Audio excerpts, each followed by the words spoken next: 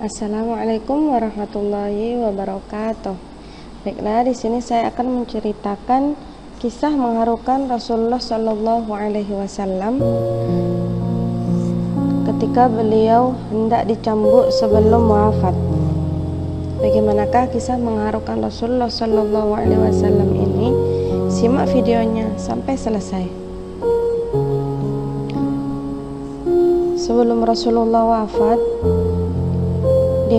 pada hari Jumat di waktu asar, pada waktu itu Rasulullah Shallallahu Alaihi Wasallam melaksanakan haji wada, yakni haji perpisahan. Maka turunlah ayat ini. Pada hari ini telah kusempurnakan untuk kamu agamamu dan telah kucukupkan kepadamu nikmatku, dan telah kuridhoi Islam sebagai agama bagimu. Ayat ini turun di padang Arafah ketika Rasulullah berada di atas untanya. Mendengar ayat ini, Rasulullah langsung merasakan lemas yang luar biasa dan menyandarkan tubuhnya pada untanya sambil mendengarkan malaikat Jibril mengatakan, "Ya Rasulullah, telah sampailah, sungguh telah selesai urusan agamamu dan telah selesai apa yang dilarang dan diperintahkan oleh Tuhanmu.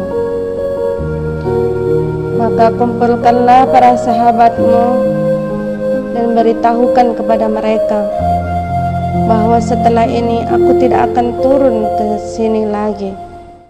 Setelah Rasulullah pulang dari Makkah, Rasulullah mengumpulkan para sahabatnya dan menceritakan wahyu yang baru saja beliau dapatkan dari malaikat Jibril. Mendengar ayat yang disampaikan oleh Rasulullah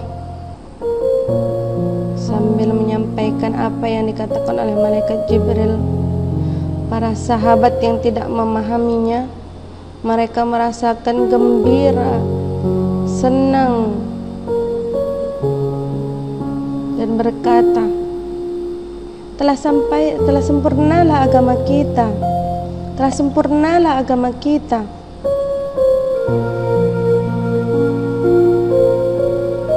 Mereka beranggapan bahwasanya turunnya ayat ini itu menandakan kesempurnaan agama mereka. Akan tetapi Sayyidina Abu Bakar justru sebaliknya. Sayyidina Abu Bakar berlari pulang ke rumahnya, menutup pintunya rapat-rapat, menangis meratap.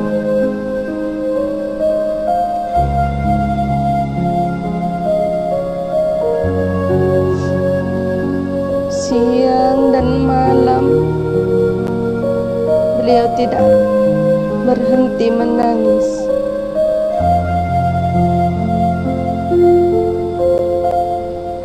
Mendengar berita itu, para sahabat yang lain menghampiri rumah Sayyidina Abu Bakar dan menanyakan apa yang terjadi oleh Sayyidina Abu Bakar. Sambil menangis, Sayyidina Abu Bakar menceritakan kepada para sahabat yang lain, "Wahai para sahabat, tidakkah kalian mengetahui apa yang dimaksud dalam ayat yang baru saja diturunkan oleh Allah? Ayat itu menandakan bahwasanya kita akan berpisah oleh Rasulullah Shallallahu Alaihi Wasallam. Sungguh Hasan Husain akan menjadi yatim piatu dan istri-istri Rasulullah akan menjadi janda.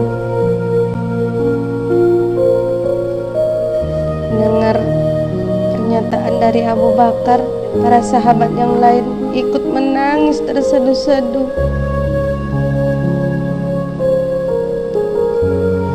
Menangis sejadi-jadinya.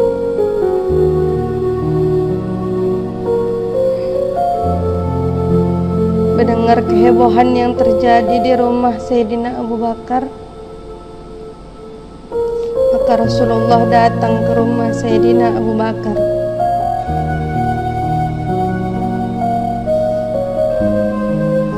Lalu dengan berani Sayyidina Ali menanyakan perihal itu kepada Rasulullah. Ya Rasulullah, apakah benar yang dikatakan oleh Sayyidina Abu Bakar bahwasanya ayat itu menandakan engkau akan wafat? Ya benar. Ayat itu diturunkan dan menandakan bahwasanya kebersamaan kita hanya tinggal sebentar lagi.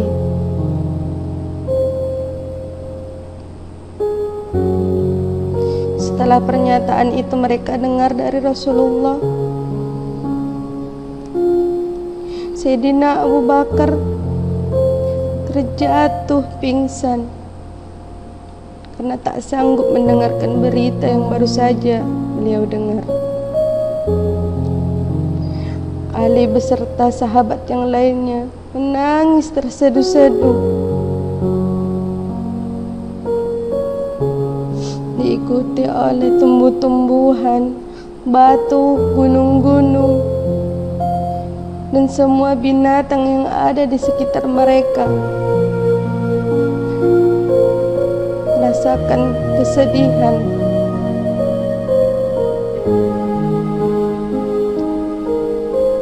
Menurut suatu riwayat,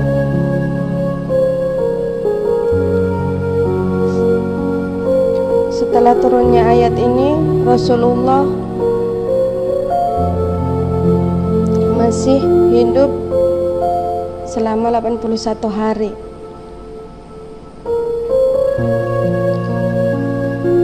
Maka sebelum wafat Rasulullah SAW, beliau menyuruh Bilal untuk mengumpulkan para sahabat dan semua kaum-kaumnya untuk sholat berjamaah di masjid.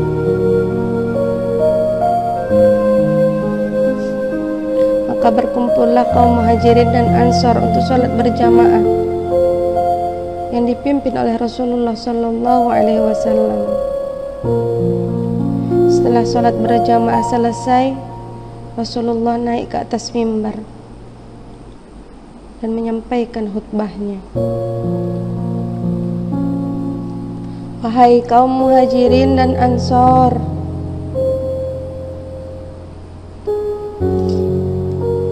ingatlah bahwasanya waktu kebersamaan kita sudah dekat.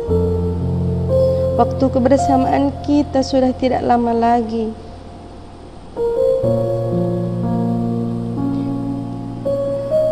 Maka aku ingin di antara kalian berkata jujur kepadaku jika selama kita bersama aku pernah melakukan kesalahan atau menyakiti hati kalian.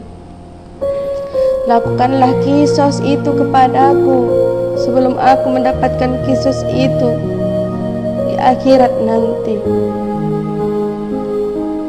Rasulullah mengulangi khutbahnya sampai 3 kali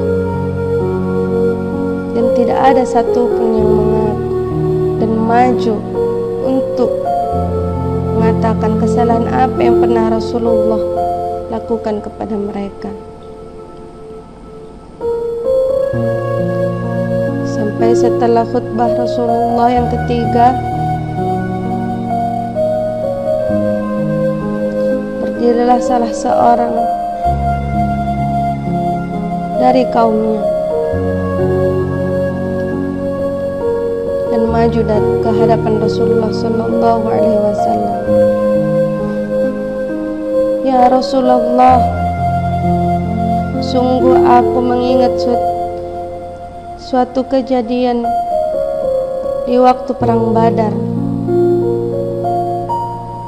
Ketika itu aku bersama denganmu, dan ketika kita bersama-sama menunggangi kuda,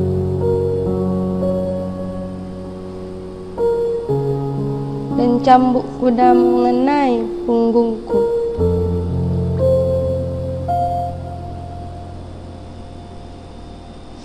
Aku tidak tahu apakah engkau sengaja atau tidak mengenai cambuk itu ke tubuhku, ya Rasulullah.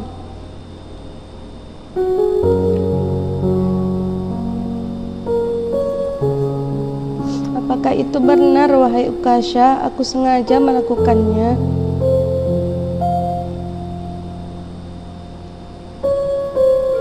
Lalu Rasulullah memerintahkan Bilal untuk pergi ke rumah Siti Fatimah,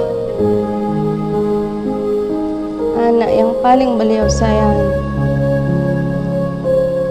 mengambil cambuk Rasulullah dan membawanya ke hadapan Rasulullah. Setibanya Bilal di rumah, Siti Fatimah bertanya kepada Bilal, "Ya Bilal, untuk apakah cambuk ini, wahai Bilal?" Bilal menjawab, "Sesungguhnya Rasulullah ingin menyambuk Rasulullah.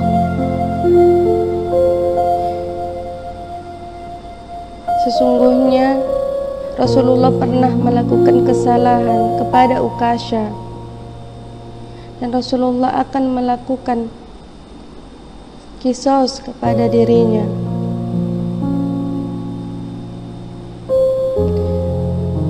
Lalu Bilal kembali kepada Rasulullah dengan membawa cambuknya, dan Ukasha mengambil cambuk dari tangan Rasulullah Sallallahu Alaihi Wasallam. "Wahai Ukasha,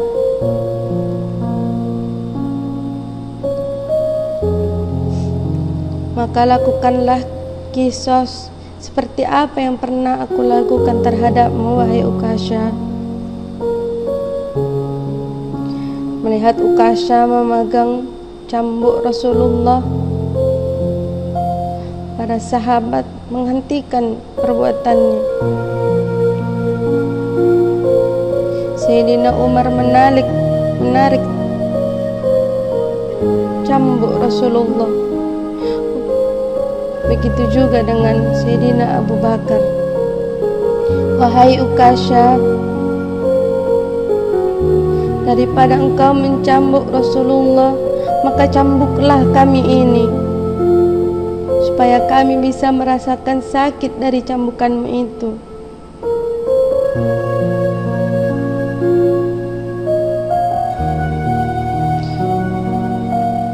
Lalu Sayyidina Ali berkata, "Wahai Ukasha, apakah kamu tega mencambuk Rasulullah Sallallahu Alaihi Wasallam?"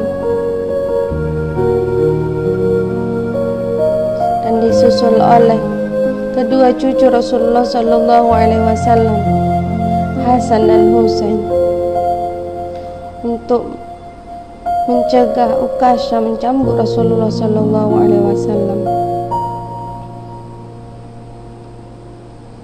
Wahai para sahabat dan cucu-cucuku, sungguhnya Allah mengetahui apa yang kalian maksud. Maka biarkanlah Ukasha melakukan qisasnya kepada aku.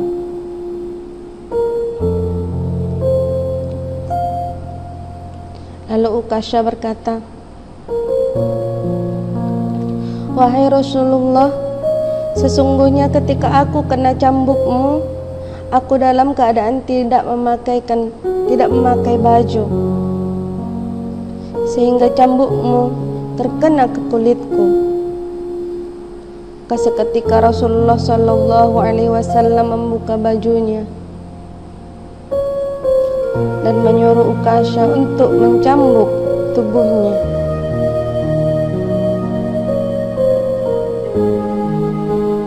Para sahabat lain,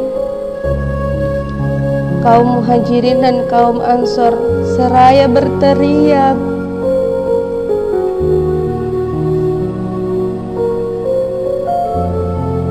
meminta kepada Ukasha supaya menghentikan perbuatannya. Tapi setelah Rasulullah Shallallahu Alaihi Wasallam melepaskan bajunya, sungguh terkejut para sahabat dan kaum Ansor dan kaum Muhajirin melihat apa yang dilakukan Ukasha. Ukasha justru membuang cambuknya dan memeluk Rasulullah Shallallahu Alaihi Wasallam. Wahai Rasulullah, sesungguhnya aku hanya ingin memelukmu, hanya ingin bersentuhan supaya tubuhku dan tubuhmu menyentuh kulitmu. Dan sesungguhnya aku tidak pernah benar-benar ingin mencambukmu ya Rasulullah.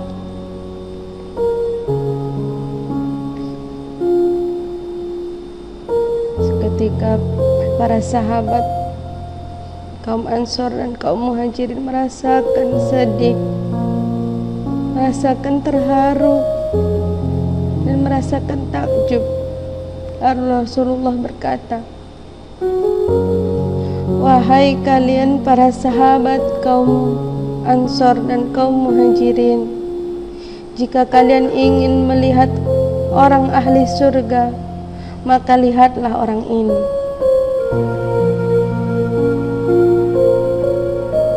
Dari kisah ini dapat kita ambil hikmah betapa cintanya Ukasha kepada Rasulullah Shallallahu Alaihi Wasallam.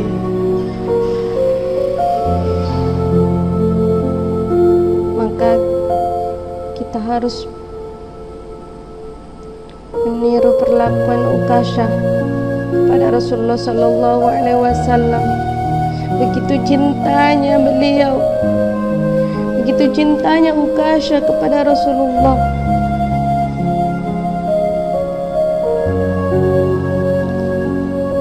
Maka kita, meskipun tidak pernah bertemu langsung dengan Rasulullah Shallallahu Alaihi Wasallam,